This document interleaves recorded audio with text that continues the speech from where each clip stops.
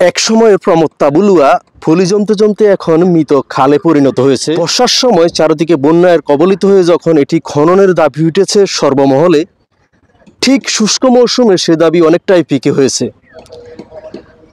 প্রশাসন থেকে শুরু করে অনেক সরকারি কর্মকর্তা আশ্বাস দিয়েছেন চলতি শুষ্ক মৌসুমে খনন হবে এই বুলুয়া। অথচ এই শুষ্ক মৌসুমের বেশ কয়েকটি মাস পার হলেও খননের কোনো উদ্যোগ দেখা যায়নি কোনো জনপ্রতিনিধি কিংবা জনসাধারণের দাবিও।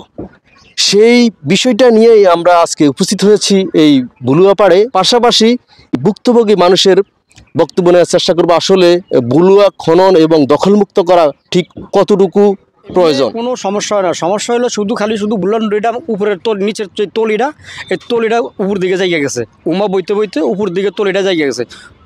মাছ বরাবর তলিটা যদি একটু খনন করে দেয় তাহলে পানি মনে করেন স্রোতের মতো নামিয়া যায়। তলিটা উঁচু হয়ে যাওয়ার করতে পানির স্রোত নামিয়া কুলিতে পারতেছে না, এই জন্য মনে করেন সাইড ভাঙ্গিয়া হয়ে যেতেছে, ভাঙ্গিয়া মনে করেন জনগণের ক্ষতি হইতেছে। এই মনে করেন এখন মনে করেন দুলিয়া সিজন আছে, এখন কোনো সমস্যা নেই, এখন পানি অল্প একটু ওঠে আবার নেমে যায়, এখন কোনো সমস্যা হলো বর্ষা আছে। আমরা পানির ভিতরে পাচ্ছি আর কি, এখন তো খুব ভয়াবহ যাইতেছে আমাদের। যে অনেকে বলছে এখন দুলিয়া সিজনে তো তারা তো দেখেও না, আসেও না, বলো না বর্ষার আগে। এখন তো তারা আসছে না, খননও করছে না, দেখতেছে না। বর্ষাকালে আসতে বলছে, অন্যান্য নেতারা বিভিন্ন নেতারা আসছে, এখন এত খোঁজ খবর নিতেছে না। এই হারামি হইব যে এই হারামি হইব কেরা আমরা হাইলে বাঁচতে হইব, তার সব বুড়িয়া থাকে, যাইতাম পারি না। এখানে কি পানি দূরে আসিল, এক গলা পানি আসিল, ওই অনকাতে এই তো একেবারে দেখি না তো আসে না। হ্যাঁ, অত কই আসে নাই। নদী কাটতে হবে। বন্যায় গর্তন বাচ্চা লয়ে গেছি, বন্যায় গর্তনে রসিগরের ভিতরে বাচ্চা লয়ে গেছি। বন্যার মধ্যে বহুত মানুষ বহুত কষ্টে আসিল, খাওয়ার হওয়া নাই, খাওয়ার আইতে নাই, মানুষ আইতে পারে নাই, রোড দিয়ে যাইতে পারে নাই, ডাক্তার আসিল না, এই মিলিয়ে চলছে।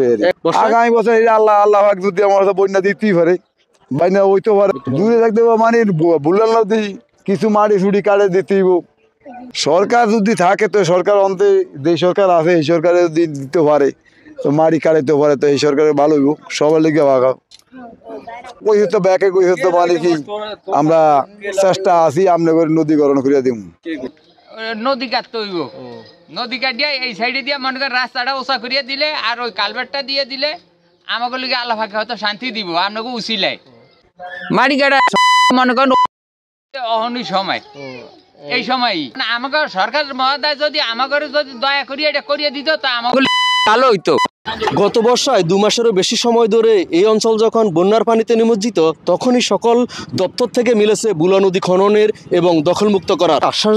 তাহলে কি আগামী বর্ষায়ও আমাদের একই পরিণতিতে পড়তে হবে, সেই আশঙ্কায় আমরা।